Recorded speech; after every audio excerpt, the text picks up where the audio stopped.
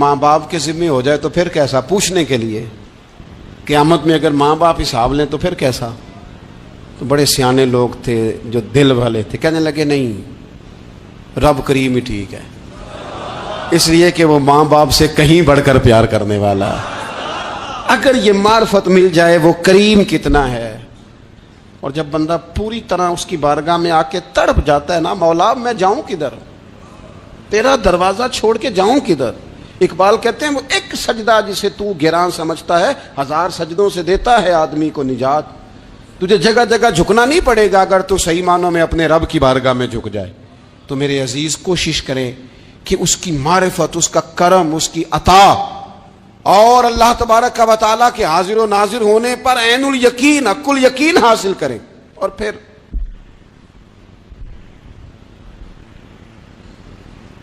آٹھویں بات یہ ہے کہ غافل لوگوں کی صحبت بھی بندے کو غافل کر دیتی ہے۔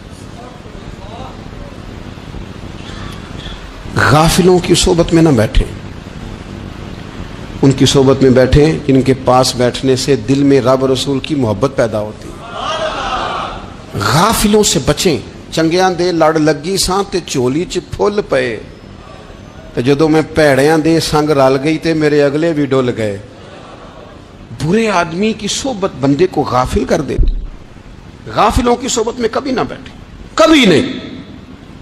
غافل آدمی آپ کو غافل کر دے گا۔ میرے نبی پاک علیہ الصلوۃ والسلام نے فرمایا انسان اپنے دوست کے مذہب پر ہوتا ہے۔ یہ بہت بڑے لفظ ہیں۔ فرمایا المرء علی دین خلیلہ، انسان اپنے دوست کے مذہب پر ہوتا ہے۔ تو دیکھ تو نے دوست کس کو بنایا ہے، جو تیرے دوست کا مذہب ہوگا وہی تیرا ہو جائے گا۔ ہم نے دوست بنایا نا غوث پاک جیلانی کو، ہم نے یاری لگائی ہے نا داتا علی اجمیری سے، ہماری نسبت ہے نا معین الدین اجمیری سے، ہمارا تعلق ہے نا بہاؤالدین زکریا ملتانی سے، ہمارا رشتہ ہے نا حضرت مجدد الفسانی سے، ہم ماننے والے ہیں نا اعلیٰ حضرت بریلوی کے، ہمارا تعلق ہے کبھی جماعت علی سے کبھی مہر علی سے، ہمارا ان سے تعلق ہے تو صبح شام ہماری زبان پہ رہتا ہے بالغ العلا بکمالہ کشف الدجی بجمالہ حسنت جمیع خصالہ صلوا علیہ وآلہ۔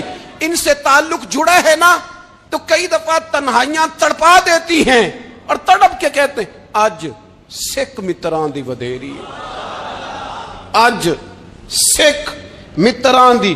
سکھ کہتے ہیں اڈیق کو، متر کہتے ہیں محبوب کو۔ اج سکھ متران دی ودھیری ہے، اے کیوں دلڑی اداس گھنیری ہے، لوں لوں وچ شوق چنگیری ہے، اج نینا لائیاں کیوں جھڑیاں، سبحان اللہ سبحان اللہ سبحان اللہ۔ پہلے کہتے ہیں سکھ متران دی ودھیری ہے یعنی اداس ہوں، پھر حضور کے جلووں پہ نظر کرتے ہیں، کہتے ہیں سبحان اللہ سبحان اللہ، ماں اجمل کا، ماں احسن کا، ماں اکمل کا، اور پھر فوراً کہنے لگے او کتھے مہر علی، او کتھے مہر علی، کتھے مہر علی، کتھے تیری سنا، اب دیکھو مشتاق اکھیں کتھے جاڑیاں، بلغ العلا بے کمال کشف الدجی بے۔ اور میرے اعلیٰ حضرت کہنے لگے سرور کہوں کہ مالک و مولا کہوں، باغ خلیل کا گلے زیبا کہوں تجھے، تیرے تو وصف عیب تناہی سے ہیں بری، حیران ہوں میرے شاہ میں کیا کیا کہوں تجھے۔ غافل آدمی کی علامت ہے برے لوگوں کی صحبت میں۔ خبردار ان کے پاس نہ بیٹھنا جن کے پاس بیٹھنے سے تمہارے دلوں میں اولیاء اللہ، اللہ کے بندوں کی عداوت پیدا ہو۔ خبردار خبردار ان کے پاس نہ بیٹھنا جن کے پاس بیٹھنے سے تمہارے دلوں میں حضور کی اولاد پاک کے بارے میں شک پیدا ہو۔ خبردار اس شخص کے پاس نہ بیٹھنا جو امام حسین ابن علی کے بارے میں کوئی کمزور بات کرتا ہو، بچنا۔ خبردار اس سے بچنا جو حضور کے صحابہ کے بارے میں بات کرے، بچنا اس سے۔ جو سیدنا ابو بکر صدیق کے بارے میں کوئی دیکھو کیا مقدر ہے صدیق و فاروق کے، جن کے گھر ہی رحمتوں کے خزینے میں۔ بھلا کیا کہا نبی پاک؟ حضور نے فرمایا میرے اوپر جس نے نیکی کی تھی بدلہ دے دیا ہے۔ یہ جو میرے ابو بکر صدیق ہے نا، ان کو میں اللہ کی بارگاہ میں لے جاؤں گا، کہوں گا مالک تو ہی بدلہ عطا فرما۔ ایک ہاتھ میں جناب صدیق کا ہاتھ پکڑا، ایک میں حضرت عمر کا ہاتھ پکڑا، اور حضور مسجد نبوی سے باہر آ رہے ہیں۔ دیکھنے والے کی زبان سے بے ساختہ سبحان اللہ نکل گیا۔ کیا شان ہے، کیا مقدر ہے۔ تو حضور علیہ السلام رک گئے اور روک کے فرمایا تو حیران ہو رہا ہے نا، تو حیران ہو رہا ہے نا کہ میں نے ایک ہاتھ میں ابو بکر کو پکڑا ہے، ایک میں عمر کو پکڑا ہے۔ فرمایا قیامت میں جب میری قبر کھلے گی تو میں اسی طرح قبر سے نکلوں گا، اس طرح میدان محشر میں میں آؤں گا۔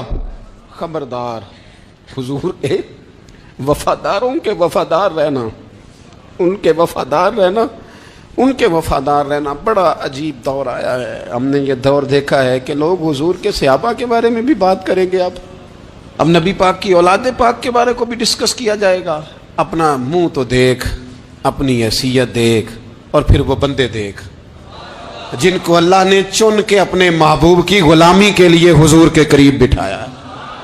تو بچنا ایسے لوگوں سے، پرہیز کرنا، خبردار، عقیدہ ستھرا رکھنا، عقیدہ ستھرا رکھنا، صاف رہنا، پاکیزہ رہنا، غافلوں کی صحبت سے بچنا۔ بڑا ڈرتے ہیں اللہ سے، دعائیں مانگتے ہیں یا اللہ نسلوں میں بھی وہی بندے پیدا فرما جو عقیدے پکے رکھنے والے ہیں، وہ بندے پیدا فرما ہماری نسلوں میں۔ ایک وہ بندہ بھی غافل ہو جاتا ہے جو امیدیں لمبی لگا لیتا ہے،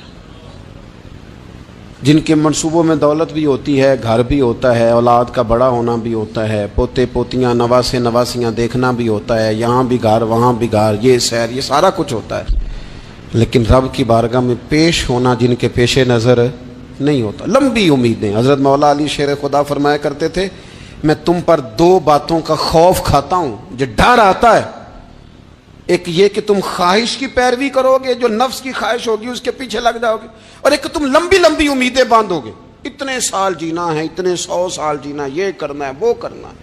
منصوبہ بندی کریں مستقبل کے لیے، وہ بری نہیں، لیکن تیاری رکھیں، تیاری رکھیں، اس بات کا بھی خیال رکھیں کہ اللہ کی بارگاہ میں حاضر ہونا۔ یہ غفلت کی چیزیں ہیں جو بندے کو غافل کر دیتی ہیں۔ جو لوگ اللہ کا ذکر نہیں کرتے وہ بھی غافل ہو جاتے ہیں، اور جو فضول باتیں زیادہ کرتے ہیں نا، ہنستے زیادہ۔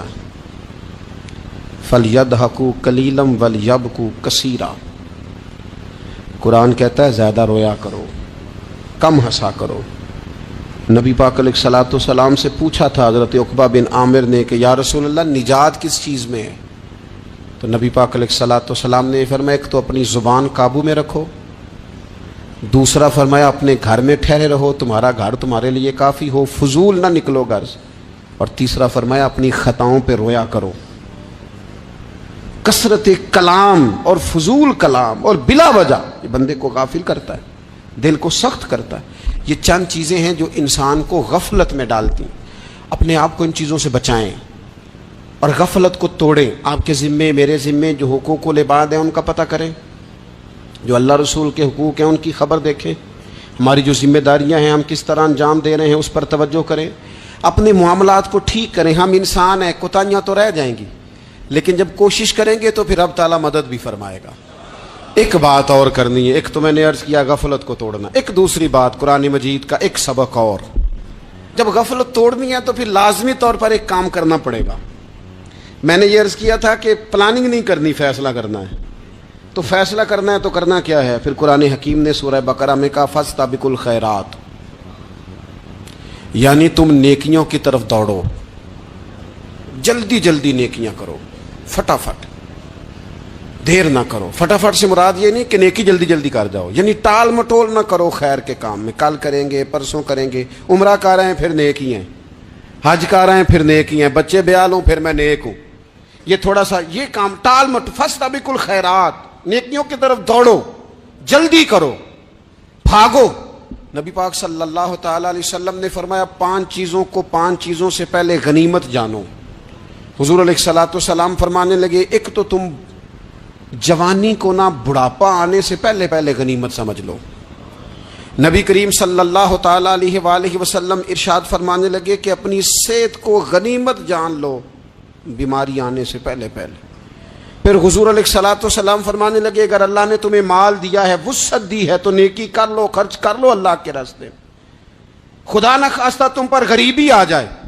اور پھر حضور سید عالم صلی اللہ تعالیٰ علیہ وسلم فرمانے لگے اگر تمہیں اللہ نے کچھ فراغت دی ہے، بہت زیادہ مصروف نہیں ہو، تو غنیمت جان لو، جلدی سے نیکی کر لو قبل اس کے کہ تم مشغول ہو جاؤ۔ اور پانچویں بات حضور نے بیان کی، فرمایا زندگی کو غنیمت جانو موت آنے سے پہلے پہلے، جلدی سے نیکی کر لو۔ نیکی کے لیے ساری زندگی منصوبہ بندی نہ کرتے رہو، نیکی کے لیے دیکھو نا، ہماری زندگی میں یہاں دنیا میں رہ کے چند منٹوں میں وہ نیکی کی جا سکتی ہے جو قیامت کے بعد صدیوں کا ہمارا فائدہ کرے گی، صدیوں کا فائدہ کرتے نہیں، پلاننگ کر رہے ہیں، منصوبہ بندی کر رہے ہیں، بس تیاری کر رہے ہیں، بس حضرت آپ دعا کر دیں، اللہ تعالیٰ دعائیں بھی قبول فرمانے والا ہے۔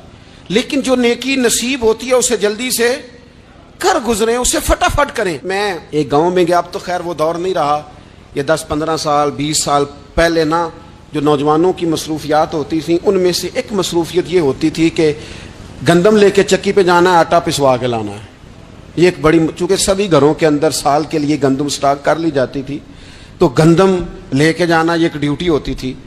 ایک نوجوان ایک گاؤں میں، اس کی مجھے تعریف سننے کو ملی، تو ایک بوڑھی اماں کہنے لگی یہ تو بڑا نصیباں والا ہے، سارے اندر یہ آٹا پیا لے ہوتا ہے، اور آتے جاتے پوچھ لیتا ہے کہ اماں کوئی، کہنے لگی میرے بچے باہر ہوتے ہیں، یہ مجھے دوائی بھی لا دیتا ہے شوگر کی، میں مریضہ ہوں۔ یعنی خیر جتنی ہو سکے، جتنی۔ میرے ایک سنگی ہیں، تو سڑک پہ کوئی بندہ کھڑا ہوتا ہے نا، اللہ تعالیٰ انہیں سلامت رکھے، بندہ کھڑا ہوتا ہے تو کہتے ہیں میں اس سے پوچھ لیتا ہوں بابا جی کدھر جانا ہے، فلانی جگہ جانا ہے، تو کہتے ہیں میں موٹر سائیکل پہ بٹھا لیتا ہوں۔ بندہ دیکھ کے مجھے سمجھ آ جاتی ہے ضرورت مند ہے، کوئی چور نہیں، کوئی ڈاکو نہیں، ضرورت مند ہے، میں اسے منزل تک نیکی جتنی میسر آئے، جس حد تک میسر آئے۔ کیا کہا ہمارے نبی پاک علیہ السلام نے؟ حضور نے ہم سے فرمایا کچھ نہ ہو سکے تو بات ہی مسکرا کے کر لینا، اس پر ہی اللہ صدقے کا ثواب عطا کرنا۔ فاستبقوا الخیرات، جلدی سے نیکی کر لو، اپنے نامہ اعمال میں روز نیکیاں جمع کرو، کوئی نہ کوئی خیر کا کام روز کرو اور جلدی سے کرو۔ صحیح مسلم میں حدیث ہے، نبی پاک صلی اللہ تعالی علیہ وسلم فرمانے لگے جلدی جلدی نیکی کے کام کر لو ان فتنوں سے پہلے جو اندھیری رات کے حصوں کی طرح فتنے ہوں گے۔ فرمایا اس وقت حال یہ ہوگا کہ آدمی صبح مومن ہوگا، شام کو کافر ہو جائے گا، شام کو مومن ہوگا تو صبح کافر ہو جائے گا۔ اور فرمایا لوگ دنیا کے بدلے اپنا دین تک بیچ ڈالیں گے۔ معاذ اللہ جھوٹی قسمیں نہیں کھائی جاتی، جھوٹا قرآن مجید نہیں لوگ اٹھا لیتے، لوگ دنیا کے لیے دین بیچ ڈالیں گے۔ اس سے پہلے پہلے جب فتنے اتنے زیادہ ہو جائیں، اس سے پہلے پہلے نیکی کر لو، کوئی خیر کا کام کر لو، جلدی سے کچھ ایسا کر لو۔ حضرت عقبہ بن حارث رضی اللہ تعالیٰ عنہ فرماتے ہیں یہ دیکھیں ہمارے نبی پاک علیہ السلام کی سیرت کیا ہے، حضور کا اسوہ کیا ہے، نبی پاک علیہ السلام ہماری تربیت کس طرح کرتے ہیں۔ حضرت عقبہ بن حارث رضی اللہ تعالیٰ عنہ کہتے ہیں ہم نے نبی پاک علیہ السلام کے ساتھ نا عصر کی نماز پڑھی، یہ صحیح بخاری میں موجود ہے۔ فرماتے حضور سلام پھیرتے ہی فوراً اٹھ کے گھر تشریف لے گئے۔ یہ ہمارے لیے نا انوکھی بات تھی، غیر متوقع تھی، پہلے کبھی ایسا ہوا نہیں۔ سلام پھیرا نماز کا، حضور جلدی سے تشریف لے گئے۔ اب ہم حیران تھے اور حیرت انگیز طور پر حیران تھے کہ کریم اتنی جلدی تشریف لے گئے۔ تھوڑی دیر ہوئی حضور واپس آ گئے تو محبوب پاک علیہ السلام فرمانے لگے گھر میں نا ایک چھوٹی سی ڈلی، ایک چھوٹا سا ٹکڑا سونے کا پڑا تھا، مال آیا تھا سارا صدقہ کر دیا، وہ تھوڑا سا پڑا تھا، اچانک مجھے یاد آیا وہ تو پڑا رہ گیا۔ تو حضور فرمانے لگے میں نے کہا کہیں ایسا نہ ہو جائے کہ ساری رات گزر جائے اور میرے گھر میں پڑا ہی رہ جائے، میں جلدی سے جا کے اسے خیرات کر دوں۔ میں نے خیرات کیا پھر میں واپس آ گیا ہوں۔ جلدی سے نیکی، جلدی سے نیکی کر لی جائے۔ ہم بڑا انتظار کر رہے ہیں، بڑا لمبا ہمارا پروگرام ہے، ہمارے پاس ٹائم ہی بڑا ہے، کسی نے کان میں کہہ دیا ہے تیرے پاس بڑا وقت ہے، ابھی تو بڑی عمر پڑی ہے، ابھی تو جناب اور میرے بھائی یہ لوگوں کے کہنے کی باتیں ہیں، پھر پتہ ہی نہیں چلتا حالات کس طرح کے ہو جاتے ہیں اور کیا معاملات انسان کے ساتھ درپیش ہوتے ہیں۔ جتنی خیر میسر آئے جتنا بھلا میسر آئے، جتنی انسان کو توفیق ملے. میں نے بزرگوں کو دیکھا، اپنے اصحاب کو، پہلے وہ خدام سے کہتے کہ میں سونے لگا ہوں، اور پابند کرتے لوگوں کو کہ فلاں وقت، بزرگوں کو میں نے دیکھا اپنے، وہ پابند کرتے لوگوں کو کہ فلاں وقت میں موجود ہوں گا، آنا، خود پابند فرماتے. اور پھر جب بیدار ہوتے نا تو سب سے پہلے خدام کو بلا کے پوچھتے کوئی مہمان تو نہیں آیا؟ وہ جناب آپ نے خود ہی تو پابند فرمایا فلاں دن آنا. کہنے لگے چل یار اگر کوئی آیا تو مجھے ملا لو، میری ملاقات کرا لو. کیوں؟ اس لیے کہ دور سے آیا ہے، مجھ سے ملنے آیا ہے، کوئی خیر کی بات سیکھنے آیا. چلو میرے نام اعمال میں کوئی نیکی جائے گی، کچھ نہ کچھ خیر جمع کر لی جائے، کچھ نہ کچھ ڈیوٹی کر لی جائے، کچھ کام کریں اور جلدی سے کریں. حضرت جابر ابن عبداللہ انصاری رضی اللہ تعالیٰ عنہ بیان کرتے ہیں، یہ بھی بخاری میں موجود ہے. کہتے ہیں ایک صحابی نا نبی پاک علیہ السلام کی بارگاہ میں حاضر ہوئے غزوہ احد کے موقع پر، اور حال ان کا یہ تھا کہ وہ کھجور کھا رہے تھے، اور کھجور انہوں نے منہ میں رکھی ہوئی تھی. حضور کی بارگاہ میں حاضر ہوئے اور عرض کرنے لگے یا رسول اللہ صلی اللہ تعالی علیہ وسلم اگر میں شہید کر دیا جاؤں تو کہاں جاؤں گا؟ حضور فرمانے لگے جنت میں. تو کہتے انہوں نے جو کھجور منہ کے اندر تھی نا وہ انہوں نے نگلی نہیں، اندر نہیں لے گئے، اس کو باہر نکالا اور دوڑ کے آگے بڑھے اور جنگ کرنی شروع کر دی، اور لڑتے لڑتے شہید ہو گئے. کیا سبق دیا انہوں نے؟ سبق یہ دیا کہ نیکی کرنے میں اتنی دیر بھی نہیں کرنی جتنی کھجور کھانے میں دیر لگتی ہے. جلدی سے نیکی کرنی ہے، فٹافٹ نیکی کرنی، اس کے اندر ٹال مٹول نہیں کرنا. اسی وقت انہوں نے کھجور باہر نکال دی، دوڑ کے انہوں نے. حضرت انس بن نضر رضی اللہ تعالیٰ عنہ، حضرت انس بن مالک رضی اللہ تعالیٰ عنہ کے چچا ہیں، میدان احد میں نا، احد پہاڑ کے قریب کھڑے تھے، لوگوں سے کہہ رہے تھے جلدی جلدی ادھر آؤ، وہ جنت جو انسان کو انتقال کے بعد نصیب ہوگی اور قیامت کے بعد نصیب ہوگی. فرماتے تھے مجھے تو ابھی احد پہاڑ کے اندر سے جنت کی خوشبو آ بھی رہی ہے، لہذا جلدی سے آؤ، ادھر دوڑو، جہاد کرو، آؤ کفار سے لڑیں. تو نیکی میں دیر نہیں کرنی. جو نیکی میسر آتی ہے، جس کو میسر، ماں باپ میسر ہیں تو خدمت کر لیں، اہل خانہ ہیں تو حسن سلوک کر لیں، اللہ نے اولاد دی ہے تو اچھی تربیت کر لیں. دو، اگر نظر ٹھیک ہے تو تلاوت زیادہ سے زیادہ کر لیں، زبان چلتی ہے تو رج رج کے مدینے والے محبوب پہ درود و سلام پڑھ لیں، اللہ تعالیٰ کا ذکر کر لیں. جلدی سے خیر جمع کریں، اپنے وقت کو ضائع نہ کریں. یہ آج کا سبق ہے. ایک تو ہم نے فیصلہ کرنا ہے کہ بس غفلت نہیں، اب غفلت، اب انشاءاللہ اللہ اللہ کرنی ہے، اب کوئی خیر کا کام کرنا ہے. میرے حضرت کا ایک جملہ کبھی نہیں بھولنا، فرمایا کرتے تھے زمین کے اوپر کام، نیچے جا کے آرام. یہ چھوڑ دیں اتنے گھنٹے سونا ہے تو یہ کرنا ہے تو میری نیند میں دخل کوئی نہ ڈالے، پھر سوتے ہی رہ جائیں گے، سوتے ہی رہ جائیں.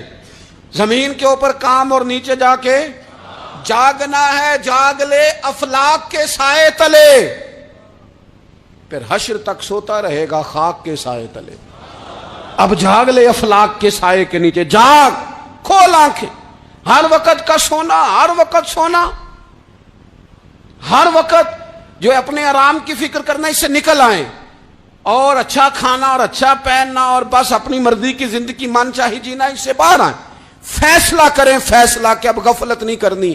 اگر اللہ نے کوئی صلاحیت دی ہے تو اسے دین کے کام پہ لگانا ہے، کوئی ڈیوٹی کرنی ہے، کوئی خدمت کرنی ہے. دیکھو خدمتیں ہو رہی ہیں، صدیق اکبر مال دے رہے ہیں، عثمان غنی مال دے رہے ہیں، مولا علی نے تلوار پکڑی ہے، میدان میں جا رہے ہیں، فاروق اعظم گلی گلی نگر نگر رسول اللہ کے دین کی پہرے داری کر رہے ہیں.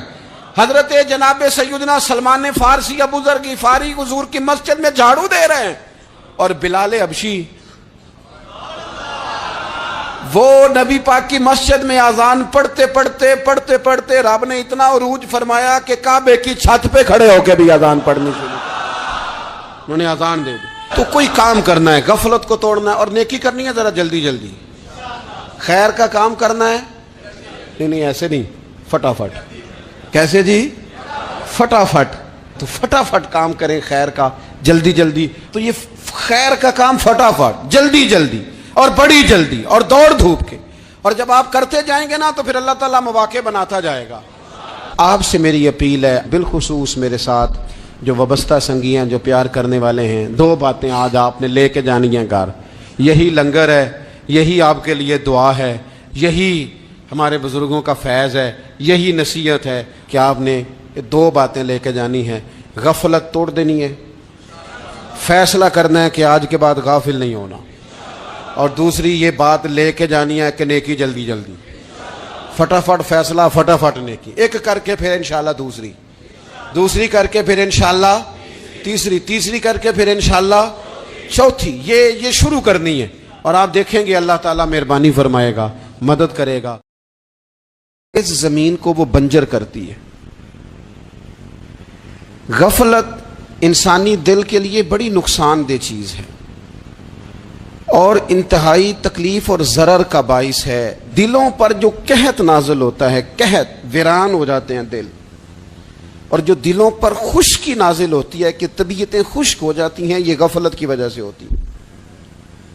جو لوگ غافل ہو جاتے ہیں نا، اپنے معاملات کا دھیان نہیں رکھتے، دیکھیں نا، آپ کو کھانا کھاتے بھی غافل نہیں ہونا چاہیے۔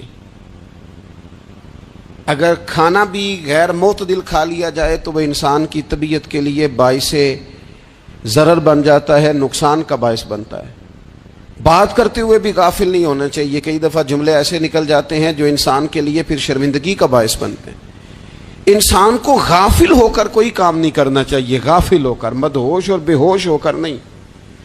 غفلت دل کو ویران کرتی ہے، طبیعت میں خشکی لاتی ہے۔ غافل کبھی نہ بنے۔ قرآن مجید فرقان حمید نے ارشاد فرمایا کہ اقترب للناس حسابہم، فرمایا لوگوں کے حساب کا وقت قریب آ گیا، وہم فی غفلت معرضون، اور وہ ابھی بھی غفلت میں منہ پھیرے ہوئے ہیں۔ ٹائم آ گیا حساب دینے کا، لیکن وہ ابھی بھی غافل ہیں۔ ہمارے جو زیادہ تر نقصان زندگی میں ہوئے ہیں وہ صرف ہماری غفلت کی وجہ سے ہوئے۔ ہم نے چیزوں پر توجہ نہیں دی، چیزیں گڑبڑ ہو گئیں۔ جس آدمی نے پھول لگائے ہوں، پھل لگائے ہوں، کھیتی لگائی ہو، وہ دانہ ڈال کے پانی دے کے فارغ نہیں ہو سکتا، اسے توجہ کرنی پڑتی ہے۔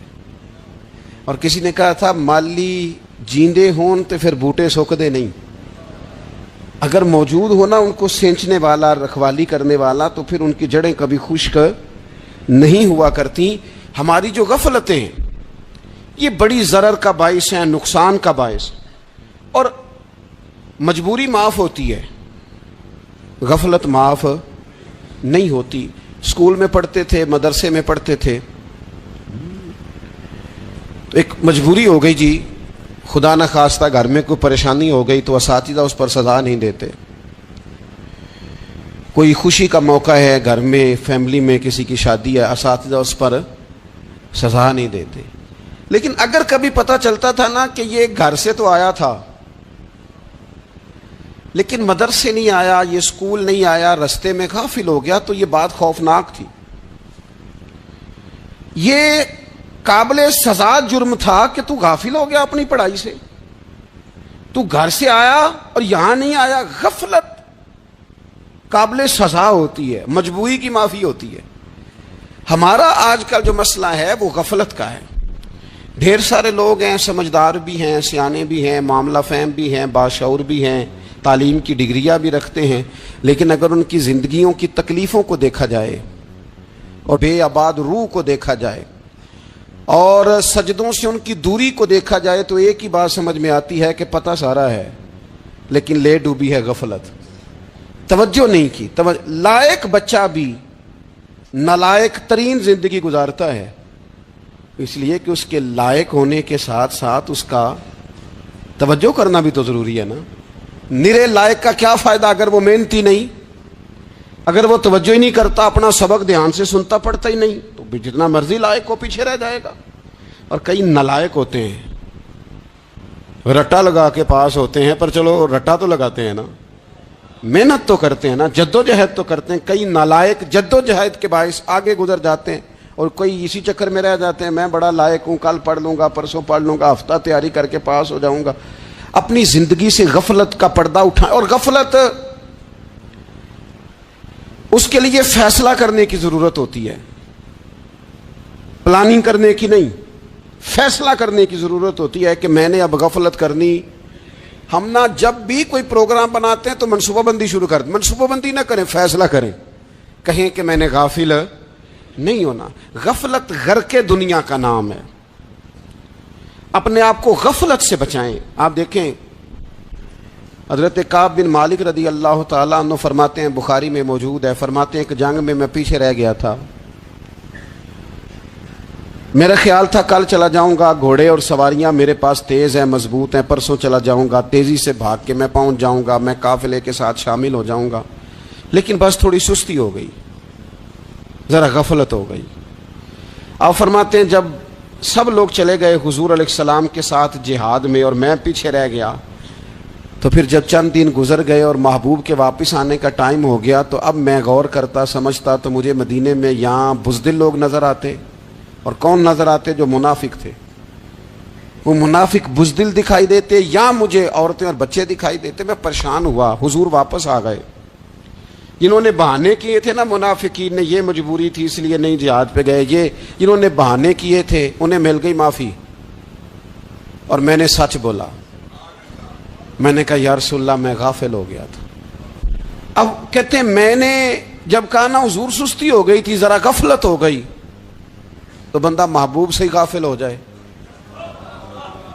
بندہ وہیں سے غافل ہو جائے۔ جو دم غافل سو دم کافر، سانو مرشد اے ہو پڑھایا۔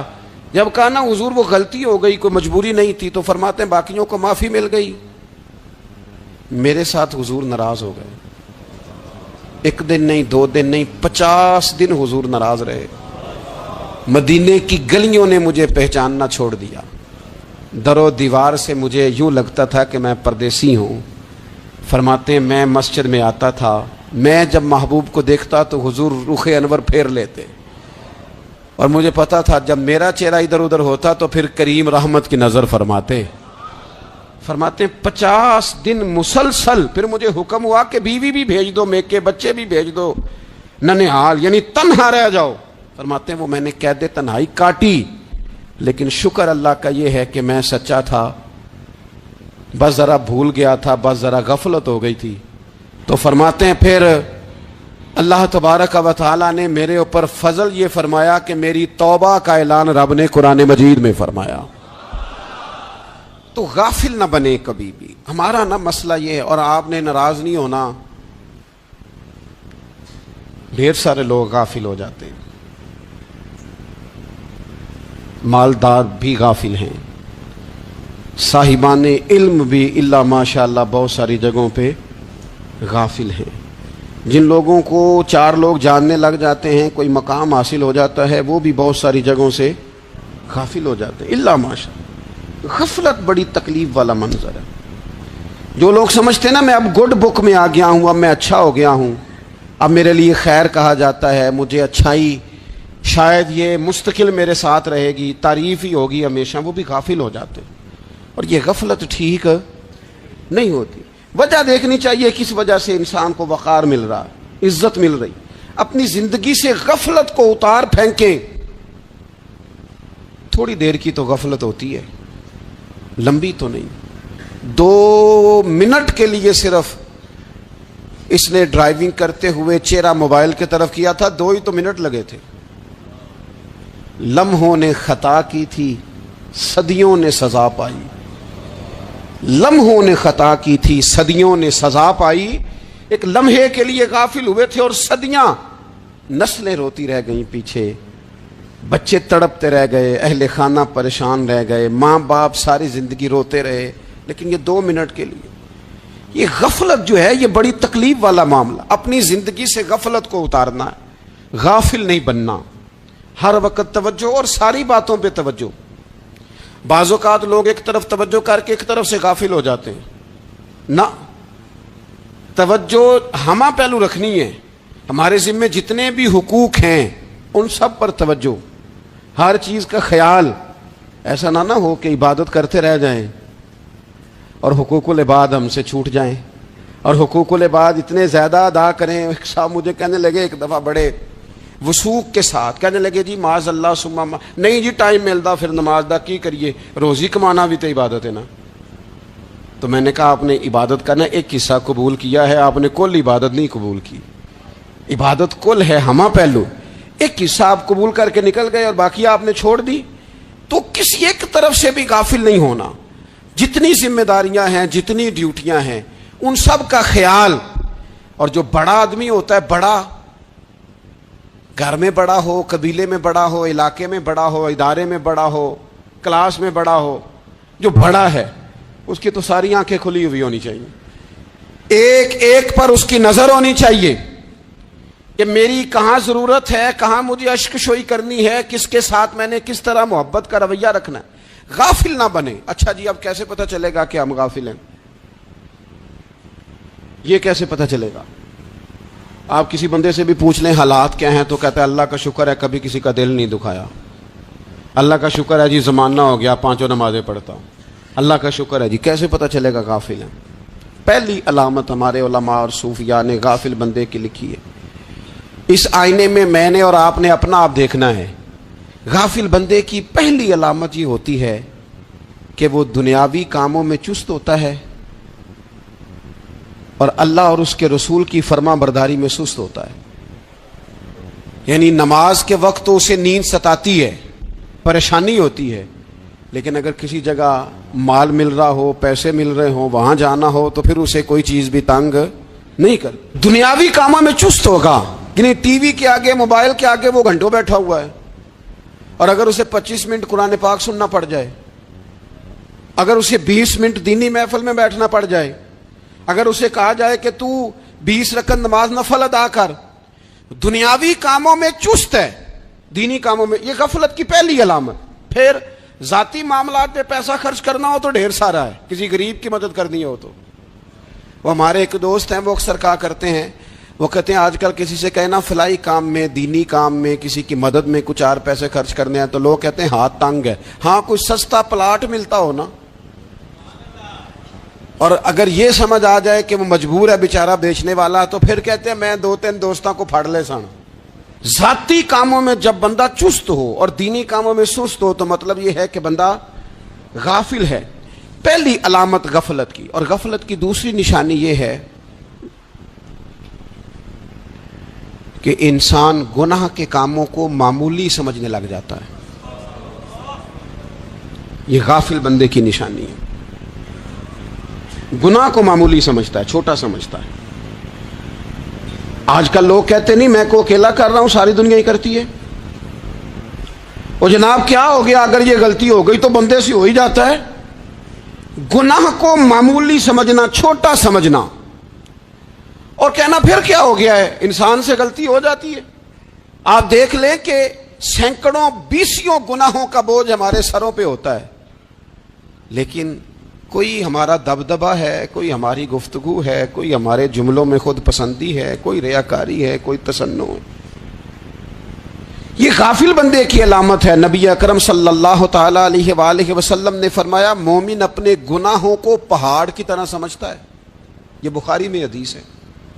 مومن پہاڑ کی طرح جانتا ہے اور وہ ڈرتا ہے کہ کہیں وہ پہاڑ اس کے اوپر گر نہ جائے, یعنی کہیں مجھے میرے گناہ کی سزا نہ مل جائے. چھوٹے گناہ کو بھی پہاڑ جانتا, یار مجھ سے غلطی ہو گئی, مجھے ٹھیک کر لینی چاہیے, مجھے معافی لے لینی چاہیے, مجھے توبہ کر لینی چاہیے. مومن اپنے اوپر گناہ کو پہاڑ کی جانب سمجھتا ہے. اور حضور علیہ الصلوۃ والسلام فرماتے ہیں کہ یہ جو فاسق اور فاجر ہوتا ہے نا, اللہ کا نافرمان, یہ گناہ کو مکھی کی طرح سمجھتا ہے. یہ سمجھتا ہے میں نے اشارہ کرنا ہے, مکھی نے اڑ جانا ہے. مومن کی علامت یہ ہے کہ وہ پہاڑ جانتا ہے, اگر غلطی ہو جائے تو پہاڑ. امام اعظم ابو حنیفہ رحمۃ اللہ علیہ گزر رہے تھے تو بارش ہو گئی تھی اور کوفہ میں کیچڑ تھا, تو آپ نے جو جوتے پہنے ہوئے تھے ان جوتوں سے چلتے ہوئے نا آپ کے پاؤں سے کچھ مٹی اڑی, تو سامنے ایک یہودی تھا. اب اس زمانے میں دیواریں کچی ہوتی تھیں, اس کے دیوار پر جا کے وہ مٹی جو تھی وہ لگ گئی. اب امام صاحب بڑے پریشان ہوئے کہ میں نے اس کی دیوار کو آلودہ کر دیا. یہاں تو لوگ اپنی اینٹیں رکھتے رکھتے کئیوں کی دیواریں توڑ ہی دیتے ہیں, اور پھر وہ اس پر ماننے کو بھی تیار نہیں ہوتے, تسلیم کرنے کو بھی تیار نہیں ہوتے. وہ کہتے ہیں پھر کیا ہو گیا, اب ہمارا یہاں گھر ہے تو ہم نے ٹرالی منگوانی نہیں تھی, ہمارا حق بنتا تھا. امام صاحب کے پیروں سے ذرا کیچڑ اڑا یہودی کی دیوار پہ لگا، اس کی کچی دیوار تھی. امام صاحب پریشان ہو گئے، سوچنے لگے کہ اگر میں دیوار سے یہ کیچڑ اتارتا نہیں تو یہ بھی زیادتی ہے، میں نے اس کی دیوار کو گدلا کر دیا، اور اگر میں اتارتا ہوں تو کچھ مٹی اس کی دیوار کی بھی اتر جائے گی، کچی دیوار ہے، یہ بھی زیادتی ہے. مومن گناہ کو پہاڑ کی طرح سمجھتا ہے کہ کہیں گر نہ جائے، اس کی بھی کہیں سزا نہ مل جائے. امام صاحب نے اس کے دروازے پہ دستک دی، وہ باہر آیا تو اتفاق سے وہ آپ کا مقروض بھی تھا، اس نے پیسے دینے تھے. باہر نکلتے ہی کہنے لگا اوہ آپ تو قرض لینے آ گئے، میرے پاس تو ابھی گنجائش نہیں ادا کرنے کی. تو امام صاحب کہنے لگے تو قرض چھوڑ، وہ میں نے معاف کیا، میرے سے غلطی ہو گئی ہے. میں آ رہا تھا، لکڑی کے جوتے اس زمانے میں کھڑاؤں لوگوں نے پہنے ہوتے تھے، کہا وہ میرے پیروں سے ذرا کیچڑ اڑا ہے، تیری دیوار پہ لگ گیا ہے. اب میں بڑی دیر سے کھڑا سوچ رہا ہوں کہ اگر میں تیری دیوار صاف نہ کروں تو میں نے یہ میلی کر دی، گدلی کر دی، یہ بھی بات درست نہیں ہے، زیادتی، اور اگر میں اسے صاف کرتا ہوں کچی دیوار سے کچھ مٹی اتر جائے گی تو یہ بھی زیادتی ہے. اب تو بتا میں کیا کروں؟ تو بے موسمہ پھل تھا نا یہ، تو بے موسمہ پھل دیکھ کے بندہ حیران ہو جاتا ہے. جو باتیں روٹین میں نہ ہو رہی ہوں وہ ذرا انوکھی لگتی ہے، بندہ حیران ہو گیا. غور سے امام صاحب کا چہرہ دیکھنے لگا، غور سے چہرہ دیکھنے لگا، اور پھر تھوڑی دیر سوچنے کے بعد کہنے لگا حضور پہلے میں نے دین اسلام کے بارے میں پڑھا اور سنا تھا، آج میں نے دین دیکھا ہے. پہلے میں نے سنا تھا کہ دین اسلام اس طرح کا ہے، آج میں نے دین. ہم نہ پوری دنیا کے کافروں کو دین سنانا چاہتے ہیں، دکھانا نہیں چاہتے. ہم نیک نظر آنا چاہتے ہیں، نیک بننا نہیں چاہتے. ہم نیک نظر آنا چاہتے. نتیجہ کیا نکلتا ہے کہ کچھ عرصے کے بعد پتہ چل جاتا ہے بندہ کس لیول کا نیک ہے، کیا معیار ہے اس کی نیکیوں کا. کہنے لگا حضور پہلے میں نے دین سنا تھا، آج دیکھا ہے. آپ وہ مٹی کی دیوار پر جو کیچڑ لگ گیا ہے، دیوار کو بعد میں صاف کیجئے گا، پہلے کلمہ پڑھائیں تاکہ میرے اندر کا کفر صاف ہو جائے، مجھے مسلمان کر دیں. تو غافل آدمی جو ہوتا ہے نا وہ پھر تیسری بات، جب بندہ بہت زیادہ غافل ہو جاتا ہے پھر اعلانیہ گناہ کرنے لگتا ہے. ایک گناہ پھر اس کا اظہار گناہ. ایک بندہ حدیث پاک میں آتا ہے، ایک بندہ رات کو کوئی غلطی کرتا ہے، اللہ تعالیٰ اس پہ پردہ ڈال دیتا ہے، لیکن وہ سویرے خود لوگوں کو بتاتا پھرتا ہے میں نے یہ کیا، میں نے یہ کیا. جب آپ اظہار گناہ کرتے ہیں نا تو سامنے والا بھی دلیر ہوتا ہے، کہتا ہے اس نے کیا میں کر لوں گا تو پھر کیا ہوا. ہمارے علماء نے لکھا ہے کسی کی نماز قضا ہو جائے تو کسی کو بتائے نہ، قضا پڑھ ڈالے، اس کا جگہ جگہ ذکر نہ کرے. جب آپ کہیں گے نا میری قضا ہو گئی تو آپ کے ساتھ رہنے والا بچہ دوست سمجھے گا یار اس کی قضا ہو گئی ہے تو میری بھی ہو جائے گی تو کیا ہوا. گناہ کرنا بھی گناہ ہے اور گناہ کا اظہار بھی گناہ ہے. نبی اکرم صلی اللہ تعالی علیہ وآلہ وسلم نے ارشاد فرمایا میری ساری امت کو معافی مل جائے گی سوائے ان لوگوں کے جو اعلانیہ گناہ کرتے ہیں. یہ بخاری مسلم دونوں میں حدیث موجود ہے. جو اعلانیہ گناہ، جنہوں نے خود ساری دنیا کو گواہ بنا لیا، میں نے یہ بھی جرم کیا، یہ بھی کیا، یہ بھی کیا، یہ بھی کیا، خود انہوں نے لوگوں کے. بہت بڑے غافل آدمی کی علامت ہے کہ گناہ کرے اور پھر اوپر سے اعلانیہ گناہ کرے، اتنا بڑا جرم کرے. پھر چوتھی علامت اگر ہم دیکھنا چاہیں کہ ہم غافل تو نہیں، تو غافل بندے کی چوتھی علامت یہ ہوتی ہے کہ وہ فضول کاموں میں وقت بڑا ضائع کرتا ہے. فضولیات میں ادھر بیٹھے ہیں ادھر بیٹھے ہیں، یہاں گپ شپ ہو رہی ہے، وہاں موبائل دیکھا جا رہا ہے، پھر کوئی ٹائم ملا ہے تو پھر کہیں دور دراز کسی ہوٹل پہ کھانا کھانے چلے گئے، پھر کچھ ٹائم ملا تو چلو نکلتے ہیں ذرا کوئی ہفتہ سیر کر آتے ہیں، یہاں گپ شپ ہے، فلاں کو ڈسکس کر لیتے ہیں، فلاں کے بارے میں بات کر لیتے ہیں، سیاسی تبصرے کر لیتے ہیں، یہ تھوڑی گفتگو ہو جاتی، چلے محلے داروں پہ تبصرہ شروع کرتے ہیں، کون روٹی زیادہ کھا رہا ہے اور کس کے پاس پیسے زیادہ آ گئے، چلو جا کے پتہ کرتے ہیں. حالانکہ یہ پتہ نہیں کرنا چاہیے تھا، پتہ تو اس کا کرنا چاہیے تھا جو بیچارہ کل سے بھوکا ہے. خبر تو اس کی رکھنی چاہیے تھی جس بیچارے کے گھر میں بچوں کے لیے پہننے کو کپڑے موجود نہیں ہیں. اس پر تبصرہ یہ کرتے ہیں کہ یہ محنت کیوں نہیں کرتے، اور اگر کسی پر اللہ عطا کر دے پھر حساب ضرور لگاتے ہیں کہ ذرا معلومات کرو یہ اتنی جلدی آگے کیسے نکل گئے. غافل بندے کی علامت ہے وقت کا ضائع کرنا. اور فضول کاموں میں ضائع کرنا اور بلا وجہ ضائع اور ایسے سوالات کرنا جن کی ضرورت ہی کوئی نہیں، بالکل ضرورت ہی نہیں، کوئی مطلب ہی نہیں، لیکن ہم لوگ وقت ضائع، یہ غفلت کی علامت، غفلت۔ اللہ والوں کی علامت کیا تھی؟ ایک بات انہوں نے زندگی میں لے لی، سیکھ لی، پھر ساری زندگی اسی پہ گزار دی۔ ان کا ارادہ تھا نا کشکول سیدھا کیا۔ کچھ لوگ ساری زندگی لیکچر قبول لے کے سن کے پھر بھی سمجھنے کو تیار، یہ غافل دل کی علامت ہے۔ اس لیے نبی پاک صلی اللہ تعالی علیہ وسلم نے فرمایا دو نعمتیں ایسی ہیں جن میں اکثر لوگ غفلت میں ہیں، ایک صحت اور دوسری فراغت۔ لوگ بلا وجہ وقت ضائع کرتے ہیں۔ اللہ نے صحت دی ہے، کسی خیر کے کام میں لگائیں۔ اگر آپ کے پاس فارغ وقت ہے تو قرآن پاک کو یاد کریں، ترجمہ اور تفسیر سے پڑھیں، محبوب پاک علیہ السلام کی احادیث کو یاد کریں، اللہ والوں کی باتیں سنیں۔ وقت ملے تو عبادات میں لگائیں، نوافل میں لگائیں، تلاوت میں لگائیں، ذکر اذکار میں لگائیں، اور پھر اللہ مزید توفیق عطا کرے تو کسی کے بھلے میں وقت لگائیں۔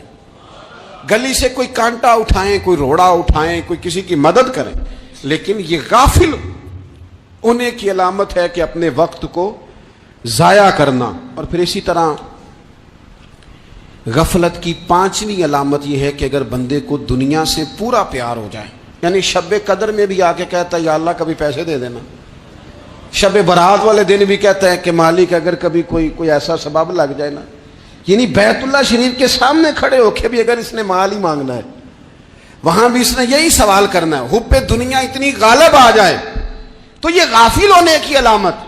دنیا ضرورت ہے، مقصد نہیں ہے، دنیا کی حاجت ہے، مقصد نہیں ہے، یہ مقصود نہیں۔ اور جب لوگ فقط دنیا کے مال کو، دولت کو، نبی پاک علیہ السلام نے فرمایا وہ لعنتی ہے جو درہم اور دینار کا بندہ بن گیا ہے، پیسوں کا بندہ بن گیا ہے، مل جائے تو خوش ہوتا ہے، نہ ملے تو تکلیف میں آ جاتا ہے۔ یہ غافل بندے کی علامت۔ مومن تو وہ ہوتا ہے کہ دولت رزق حلال ضرور کماتا ہے تاکہ کسی کے آگے ہاتھ نہ پھیلانا پڑے، کوشش ضرور کرتا ہے، پر دنیا کو جیب میں جگہ دیتا ہے، دل میں نہیں دیتا۔ اس کی جگہ جہاں ہے اسے وہاں رکھتا ہے، اسے دل میں جگہ، دل تو ایک ہے، اس میں رب رسول کو بسائیں گے یا کسی اور کو بسائیں گے؟ تو حب دنیا یہ غافل ہونے کی بہت بڑی علامت ہے۔ پھر اسی طرح جو بندہ رب کریم کو جانتا نہیں نا، وہ بھی غافل ہو جاتا ہے۔ ایک تو جو یہ نہیں نہ جانتا کہ رب کریم سزا دے گا، مجھے دیکھ رہا ہے، اسے نہ اونگ آتی ہے نہ نیند آتی ہے، جو اس کی معرفت نہیں رکھتا کہ میرا رب ہر وقت مجھے دیکھ رہا ہے، وہ بھی غافل ہو جاتا ہے۔ جسے پتہ ہونا کہ مجھے دیکھ رہا ہے وہ غافل نہیں ہوتا۔ اور جو یہ سمجھ لیتا ہے نا کہ شاید معاذ اللہ ثم، اس یقین کو پکا نہیں کرتا، وہ غافل ہو جاتا ہے۔ اور ایک جو یہ نہیں نہ جانتا کہ رب مہربان کتنا ہے، وہ بھی غافل ہو جاتا ہے۔ مجھے بتائیے سب سے زیادہ تو بندہ اس کے دروازے پہ جاتا ہے نا جو سب سے زیادہ مہربانی کرنے والا ہو، اس دروازے سے بندہ اٹھتا ہی نہیں۔ تو جس کو یہ یقین ہو جائے نا سب سے زیادہ کرم فرمانے والی ذات اللہ رسول کی ہے، وہ کبھی رب رسول سے غافل نہیں ہوتا، وہ کبھی اللہ رسول کا دروازہ چھوڑ کے نہیں جاتا، وہ کبھی کسی اور جگہ جا کے پناہ تلاش نہیں کرتا۔ جسے پتہ چل